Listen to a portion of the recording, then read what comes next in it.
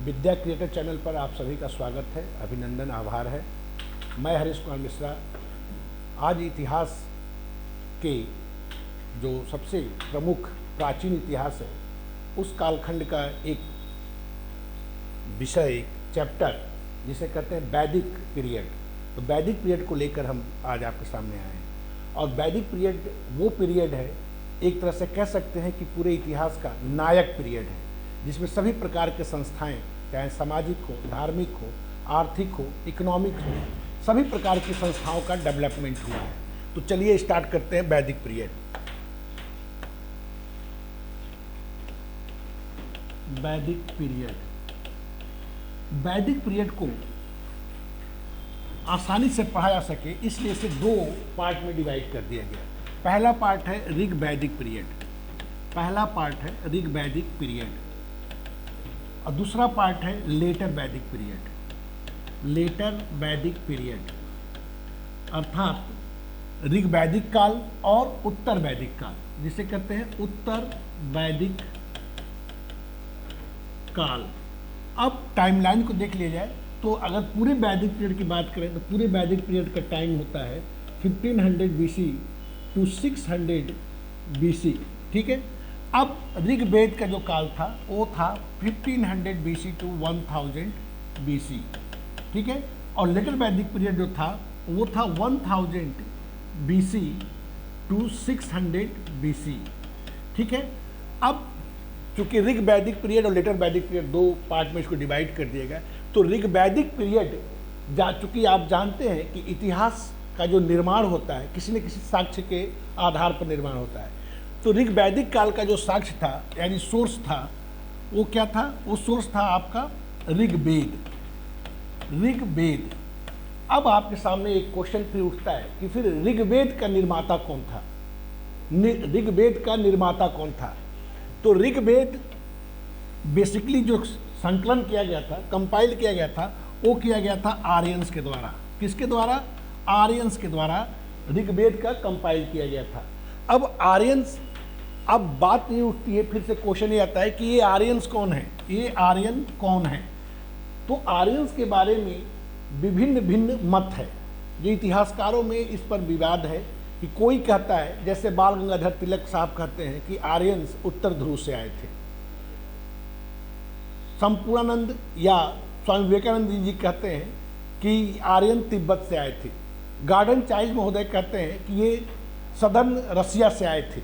और Max Muller महोदय कहते हैं कि ये आपका सेंट्रल एशिया से माइग्रेट किए थे। इन चीज़ों को अगर देख लें, अगर आप नोट्स बनाते हैं तो नोट्स बनाने के समय में बाल गंगाधर तिलक यानी बीजी तिलक ये बताए कि Aryans migrated from North Pole, North Pole यानी उत्तरी ध्रुव।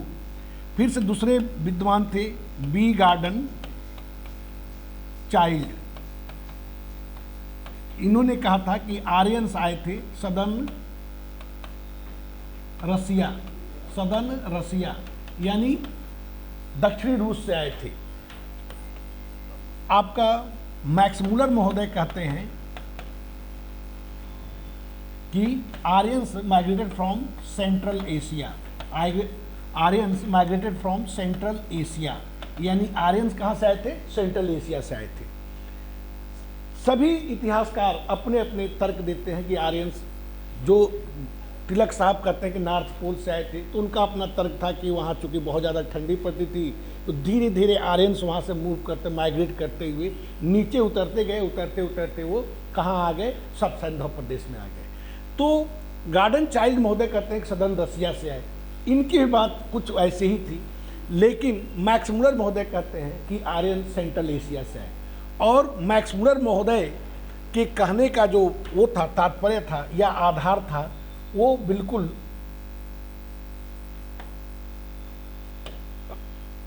अब हम लोग मैक्स मुलर महोदय को देखेंगे कि आधार क्या था। तो मैक्स मुलर महोदय ने कहा था कि Aryans migrated from central Asia, यानी आर्यन कहाँ से आए थे? मध्य एशिया से आए थे। आधार क्या था? अब बेस समझिए, तो इन्होंने लिंग्विस्टिक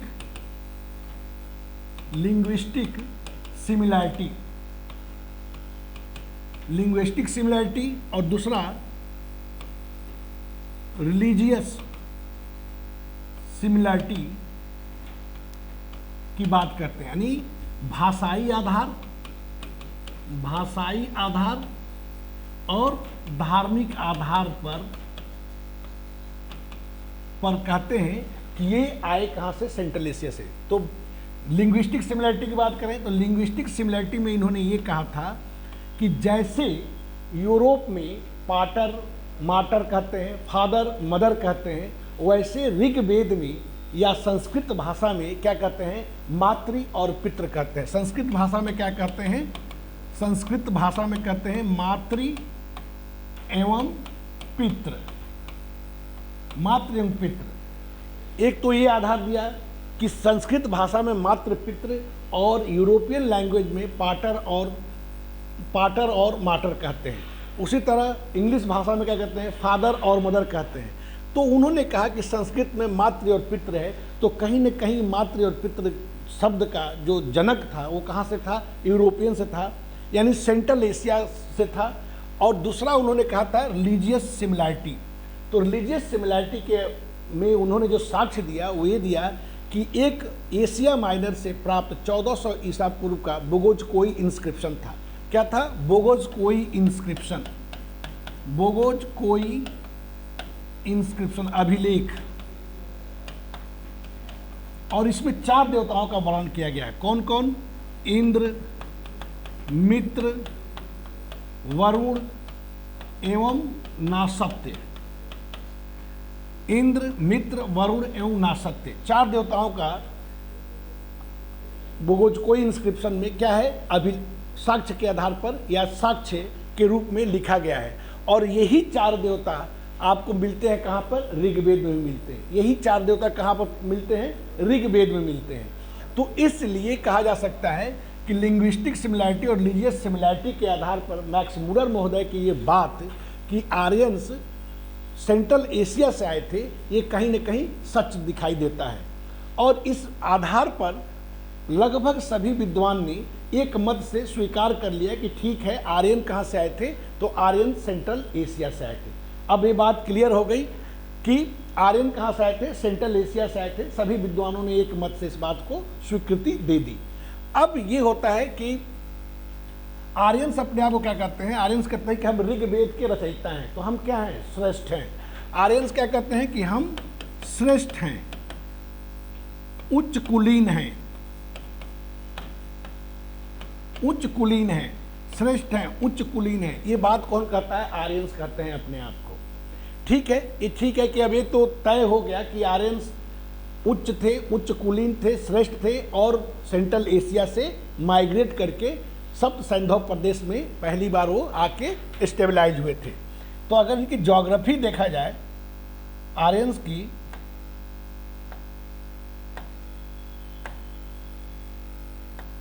की ज्योग्राफी देखा जाए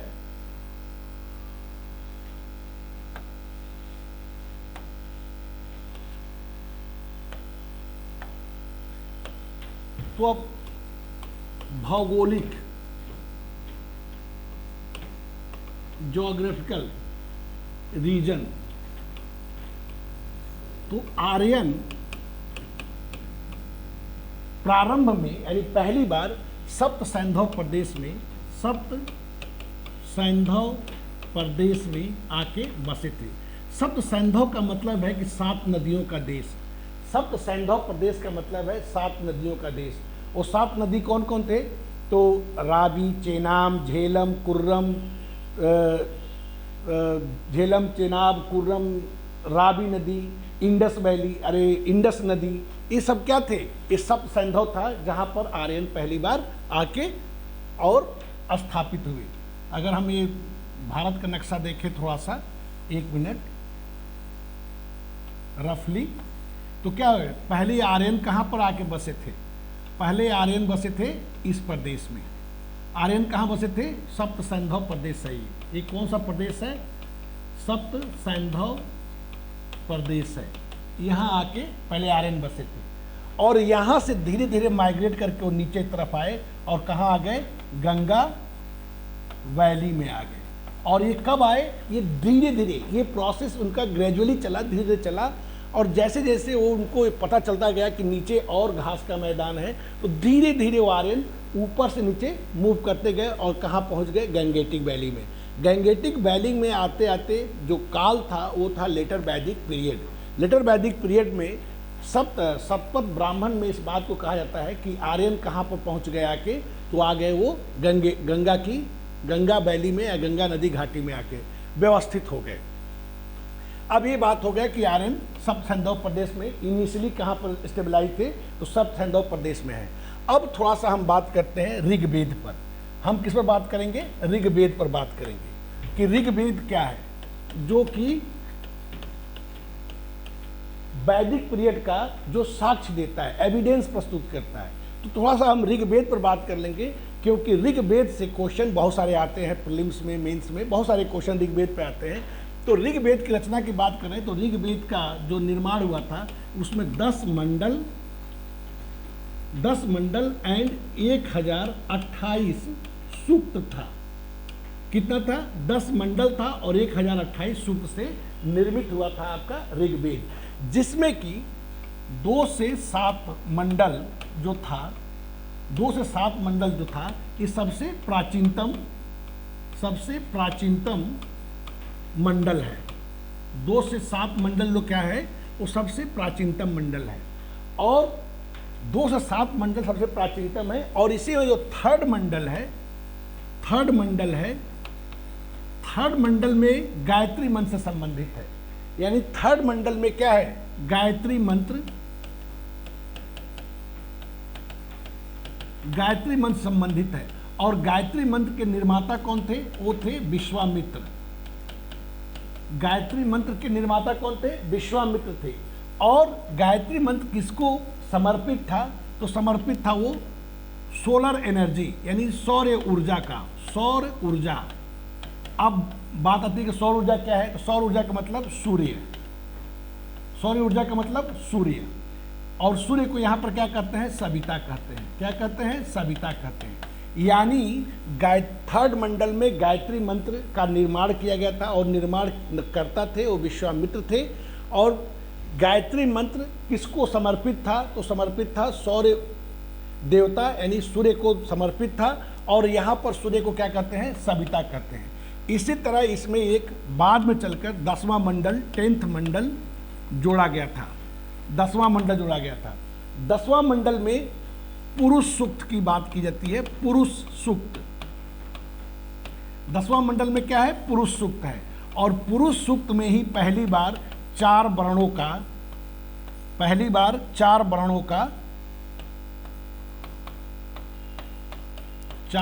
का क्या कहता है, उल्लेख किया जाता है, उल्लेख किया जाता है। 4 वर्णों का उल्लेख किया जाता है। और 4 वर्ण कौन कौन थे, तो ब्राह्मण, क्षत्रिय, वैश्य और शूद्र। 4 वर्ण कौन कौन से थे, ब्राह्मण, क्षत्रिय, वैश्य और शूद्र थे। अब ये तो बात हो गई 10वां मंडल। इसमें एक और मंडल है, 9वां मंडल है, 8वां मंडल है। तो 9वां मंडल आपका सोमपेय से संबंधित है। सोमपेय का मतलब ये होता था कि जब देवतागण या ऋषि मुनि, देवता जो होते थे, जब किसी प्रकार का उत्सव करके संपादित कर लेते थे, तो उसके बाद वो सोमपान करते थे। तो सोमपान से संबंधित, सोमपान की बात अगर करें तो 9th मंडल जो है, 9th मंडल रिलेटेड टू द सोमपान, सोमपेय,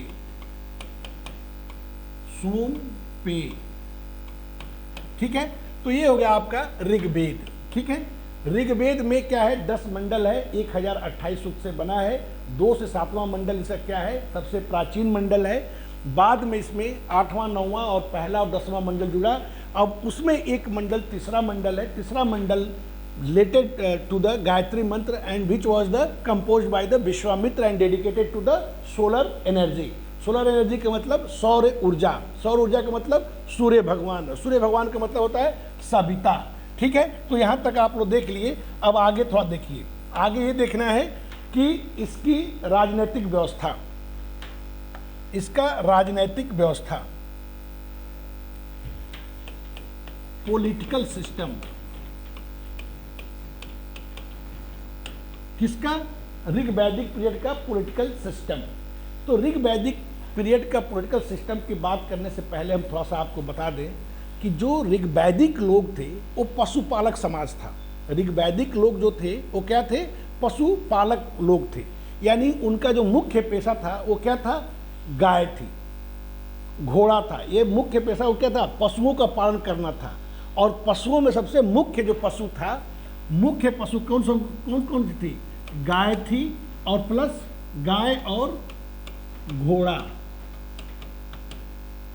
गाय इसलिए कि गाय एक ऐसी जानवर है जो दूध भी देती है और दूध से बहुत सारी चीज़ें हम बना सकते हैं। और उसके बाद घोड़ा का मतलब था कि एक तरह से जो वैदिक लोग थे, यानी ऋग्वैदिक पीपल जो थे वो क्या थे? युद्ध प्रिय लोग थे। क्या थे? युद्ध प्रिय लोग थे। तो उनके लिए घोड़ा अति आवश्यक था। तो इसलिए इस समय पॉलिटिकल सिस्टम में क्या था कि गाय और घोड़ा मुख्य था। अब राजनीतिक व्यवस्था की हम बात करें कि पशुपालक समाज था, यानी एक तरह से क्या थे? ट्राइबल। इनकी जो राजनीति थी वो क्या थी? ट्राइबल पॉलिटिक्स थी। ट्राइबल पॉलिटिक्स जो होती है, राजनीतिक होती है, जनजातीय राजनीति होती है। तो जनजातीय राजनीति में कुल आधारित या किनशिप आधारित इनकी सिस्टम को इवॉल्व किया गया था। कुल आधारित था। तो कुल आधारित यानी इसे कहते हैं blood related society, blood related society, kinship. तो ब्लड रिलेटेड सोसाइटी में था कि कुल था, और जब चूंकि जनजातीय थे तो कबीलाई लोग थे। एक स्थान से दूसरे स्थान क्या होते हैं? चारागाह की खोज में एक स्थान से दूसरे स्थान पर ये लगातार जाते आते रहते थे। इसलिए कोई अस्थायी व्यवस्था तो नहीं थी, लेकिन क्या था कि इनकी एक सिस्टम जरूर थी, एक प्रणाली थी जिससे कि इनके वहाँ की राजनीतिक सिस्टम चलती थी।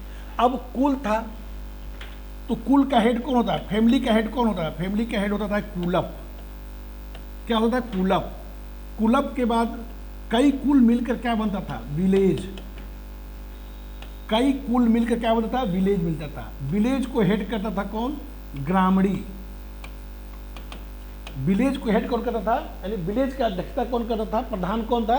तो ग्रामणी था। और कई विलेज मिलकर विश्व बनता था। कई विलेज मिलकर क्या बनता था? विश्व बनता था। और विश्व का जो प्रधान था उसे कहते थे विश्वपति। विश्वपति। और कई विश्व मिलकर क्या बनता था? जन। जन का निर्माण करते थे। यानी जन जो था वो हायर पॉलिटिकल बॉडी थी।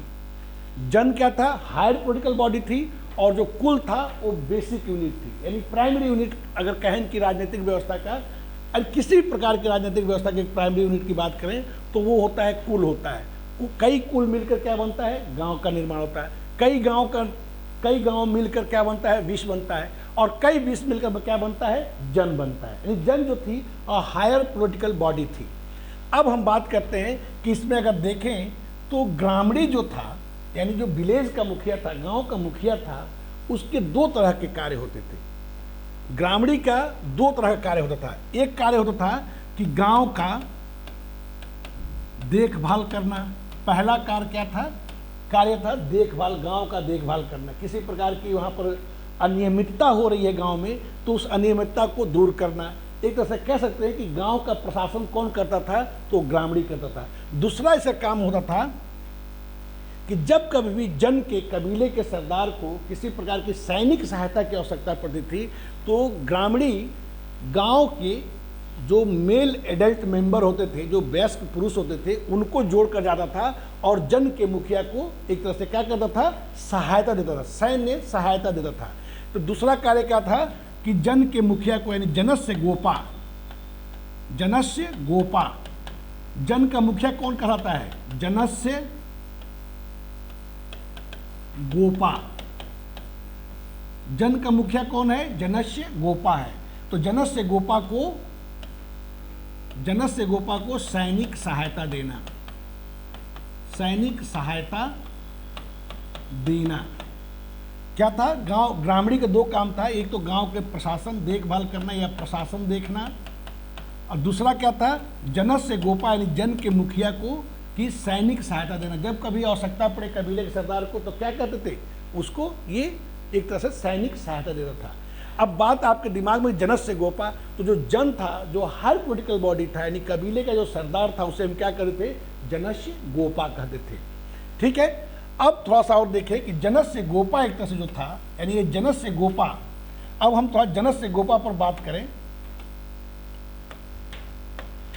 जनस्य गोपा यानी कबीले का सरदार, कबीले का सरदार या कबीले का मुखिया। तो जो जनस्य गोपा था, एक तरह से क्या था, एक तरह से हम कहें तो ट्राइबल मुखिया था, यानी राजा था। एक तरह से क्या था, ये राजा था। अब जनस्य गोपा जो था, उस समय 4 प्रकार की जनजातीय समितियां होती थी। जनस्य गोपा यानी जो राजा था, लेकिन इस पर अंकुश लगाने के लिए या कार्यों को देखने के लिए, उचित तरीके से कार्यभार संभालने के लिए 4 प्रकार की समितियां थी। समितियां कौन कौन थी, सभा थी, समिति थी, बिदत था और गण था। ठीक है, ये 4 प्रकार की क्या थी, जनजातीय समितियां थी, जो एक प्रकार की कह सकते हैं कि राजनैतिक व्यवस्था थी। अब सभा और समिति ये 2 चीजें हैं। तो जो सभा होता था, सभा क्या था, जो उस समय के प्रबुद्ध वर्ग होते थे, यानी ऋग्वैदिक पीरियड के प्रबुद्ध वर्ग जो होता था, या बड़े और बुजुर्ग लोग होते थे, उनसे मिलकर सभा का निर्माण होता था। प्रबुद्ध वर्ग और प्रबुद्ध वर्ग के साथ साथ जो बुद्धिमान थे, विवेकवान थे, कुछ पढ़े लिखे थे, उनसे मिलकर किसका निर्माण होता था, सभा का निर्माण होता था। यानी कह सकते हैं कि सभा का निर्माण प्रबुद्ध वर्ग और बुजुर्ग व्यक्तियों से मिलकर बनता था सभा। आज का जो राज्यसभा है, आज का राज्यसभा कहीं न कहीं कह सकते हैं कि आज का जो राज्यसभा है, उस समय की यानी ऋग्वैदिक पीरियड क्या था, सभा थी। और सभा का निर्माण कर, जैसे आज का राज्यसभा में अगर आप देखते हैं तो कौन है, जितने सदस्य होते हैं किसी न किसी फील्ड के वो महारथी होते हैं, चाहे डॉक्टरी फील्ड के हों, एजुकेशन शिक्षा जगत के हों, फिर से इंजीनियर हो, खेल खिलाड़ी संबंधित हो, नायक नायिका हों, यानी अपने अपने फील्ड के क्या होते हैं, एक तरह से अपने अपने फील्ड के एक्सपर्ट लोग होते हैं। तो उनसे मिलकर सभा का निर्माण, राज्यसभा का निर्माण होता था। और उसी तरह सभा जो ऋग्वैदिक पीरियड था, तो सभा का निर्माण प्रबुद्ध वर्ग से होता था, जो बुद्धिजीवी था और वृद्ध थे और श्रेष्ठ जन थे, समाज के श्रेष्ठ जन थे। तो राज्यसभा, और राज्यसभा का कार्य क्या होता था, राज्यसभा का कार्य ये होता था कि राजा को प्रशासनिक कार्यों में सलाह देना, राजा को प्रशासनिक कार्यों में सलाह देना पहला काम। दूसरा काम होता था इनका कि एक तरह से गांव में न्यायिक कार्य को करना। ठीक है, तो सभा, आज का राज्यसभा कह सकते हैं, सभा का काम प्रबुद्ध और बुजुर्ग लोगों से मिलकर बनती थी। और इसका काम जो होता था, वो कार्य क्या होता था, राजा को प्रशासनिक कार्यों में सलाह देना, दूसरा न्यायिक कार्यों को करना, यानी गांव के स्तर पर न्यायिक कार्यों को करना। उसके बाद इसके जो हेड होता था, सभा का हेड होता था, उसे कहते थे सभापति। जो सभा का हेड होता था उसे क्या कहते थे, सभापति। ठीक है, इसके बाद हम देखते हैं समिति।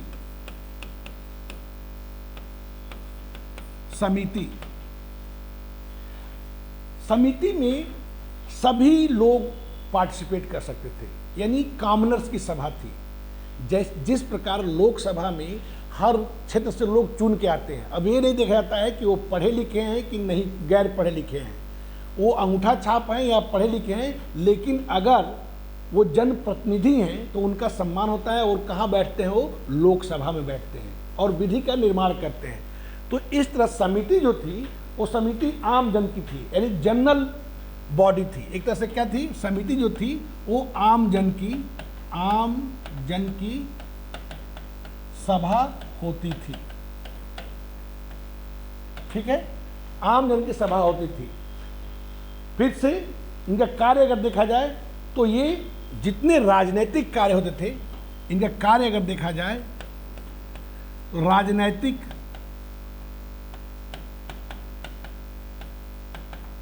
कार्यों का संपादन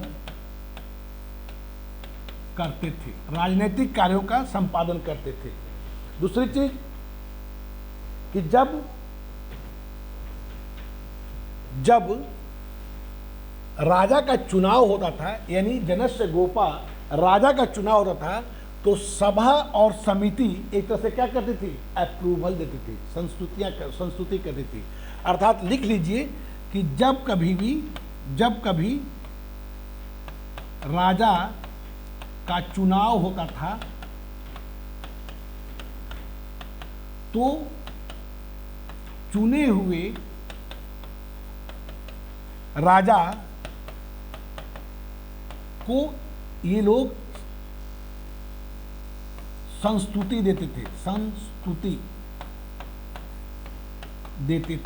ठीक है, यानी राजा जब चुन लिया जाता था तो क्या करते? बिना इनके अप्रूवल से, सभा और समिति के अप्रूवल अगर नहीं है तो राजा अपने पद पर नहीं रह सकता है। तो अर्थात कि सभा और समिति का कार्य होता है कि राजा के चुनाव में, या राजा के चुन जाए राजा तो उसको संस्तुति देना कि यस यही राजा बैठेगा। जिस प्रकार जैसे कि आज कि प्रधानमंत्री का चुनाव होता है, पहले तो मेंबर ऑफ पार्लियामेंट चुने जाते हैं, फिर अपना एक प्रधानमंत्री चुनते हैं, यानी प्रधानमंत्री पर अंकुश किसका होता है? पार्लियामेंट का होता है। उसी प्रकार इस समय राजा के चुनाव या राजा पर अंकुश किसकी होती थी? सभा और समिति की होती थी। तो हम कह सकते हैं कि सभा और समिति एक तरह से किस चीज को दिखा रहा है? आद्य प्रजातांत्रिक व्यवस्था का ये एक स्वरूप है। क्या है? आद्य प्रजातांत्रिक व्यवस्था, यानी प्रोटो डेमोक्रेटिक सिस्टम का ये एक तरह से सभा और समिति यहाँ पर रूप प्रस्तुत कर रही है। ठीक है, तो जो आज आप प्रजातांत्रिक सिस्टम देख रहे हैं, इस प्रजातांत्रिक व्यवस्था की शुरुआत कब हो गई थी? ये हो गई थी ऋग्वैदिक पीरियड में हो गई थी। इसीलिए मैंने कहा कि ये जो पीरियड है, यानी वैदिक काल है, एक तरह से नायक पीरियड है। ठीक है, अब इसके बाद 2-3 समितियां और थी। वो समितियां थी विदत। एक समिति आपने देखा वो था विदत। विदत का काम ये होता था कि जब कभी भी कबीले के सरदार कहीं आक्रमण करता था या युद्ध होती थी, तो युद्ध के बाद जो जीते हुए माल होता था, लूटे हुए माल होती थी, उन वार बूटी का, उसे हम कहते हैं वार बूटी, यानी युद्ध में जीते हुए माल का ये डिस्ट्रीब्यूशन करता था अमंग द मेंबर्स, यानी अपने सदस्यों के बीच में लूटे हुए माल का ये क्या करता था? डिस्ट्रीब्यूशन करता था, इक्वल डिस्ट्रीब्यूशन करता था। इसका काम यही था, और एक तरह से कह सकते हैं कि प्रमुख कार्य था। प्रमुख कार्य इसलिए क्योंकि आम जन की जो जीविका चलती थी किस पर चलती थी? पशुपालक समाज थे, और एक तरह से कह सकते हैं कि इनिशियल लेवल पर ये लोग किसानी भी करते थे, कृषि भी कार्य करते थे, लेकिन इनिशियल लेवल पर करते थे, प्रारंभिक अवस्था में करते थे। और उसी तरह जब ये लोग सामान या माल लूटते थे कहीं से, तो उसका डिस्ट्रीब्यूशन कौन करता था? विदत नामक संस्था करती थी। उसके बाद आप देखते हैं तो एक गण, एक और संस्था थी, चौथी संस्था थी ट्राइबल संस्था, उसे कहते हैं गण। गण का कार्य ये होता था कि जो डे टू डे लाइफ में चल रही थी सिस्टम, यानी गांव के लेवल पर जो सिस्टम चल रही थी, कबीले में जो सिस्टम चल रही थी, तो दैनिक कार्यों को एक तरह से मेंटेन करना वो काम होता था, गण का काम होता था। तो ये था एक तरह से आपका पॉलिटिकल सिस्टम, किसका? ऋग्वैदिक काल का। अब हम देखें तो ब्यूरोक्रेसी यानी नौकरशाही। दूसरा पॉइंट अगर हम देखें कि नौकरशाही, तो नौकरशाही ऋग्वैदिक पीरियड में अपने 6वां अवस्था में थी। नौकरशाही ऋग्वैदिक पीरियड में क्या थी? शैशवा अवस्था में थी, इन्फेंसी स्टेज पे थी, अभी अर्ली स्टेज पे था। Bureaucracy is on early stage. इस समय क्या था, ब्यूरोक्रेसी अपनी शैशवा अवस्था में थी।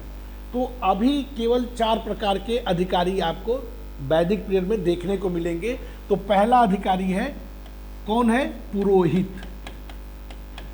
पहला अधिकारी कौन है, पुरोहित है। दूसरा अधिकारी सेनानी है। तीसरा अधिकारी, पहला पुरोहित, दूसरा सेनानी, तीसरा ग्रामणी, ग्रामणी, और चौथा होता था वज्रपत, व्राज्यपत। तो ये 3-4 प्रकार के ही उस समय अधिकारी होते थे, पुरोहित, सेनानी, ग्रामणी।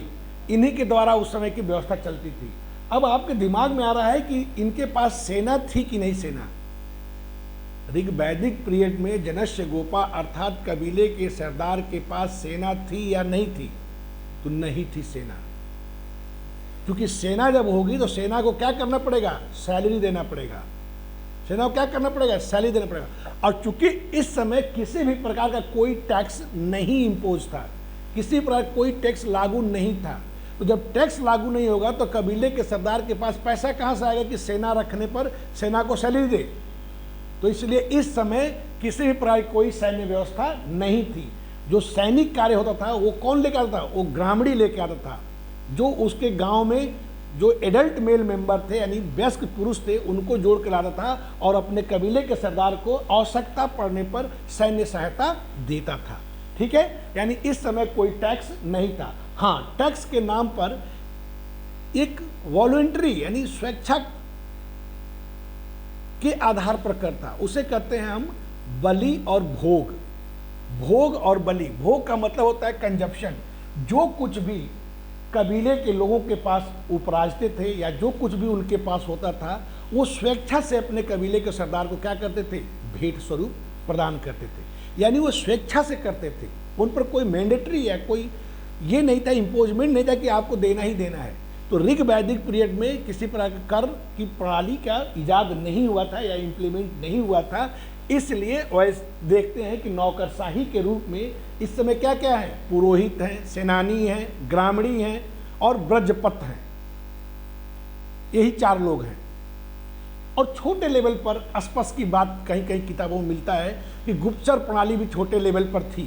कि एक बात जान लीजिए कि कोई भी राज्य हो, जितना स्ट्रांग उसका गुप्तचर प्रणाली होगा, इंटेलिजेंस विभाग होगा, वो साम्राज्य या राज्य उतना ही पावरफुल होगा। क्योंकि राजा का नाक, कान, आंख क्या होता है, उसकी इंटेलिजेंस व्यवस्था होती है। ठीक है, तो इस समय एक तरह से क्या था, बिल्कुल अर्ली स्टेज पर क्या था, गुप्तचर प्रणाली की व्यवस्था थी। ठीक है, अब आगे हम देखते हैं क्या कि इसके इकोनॉमिक सिस्टम।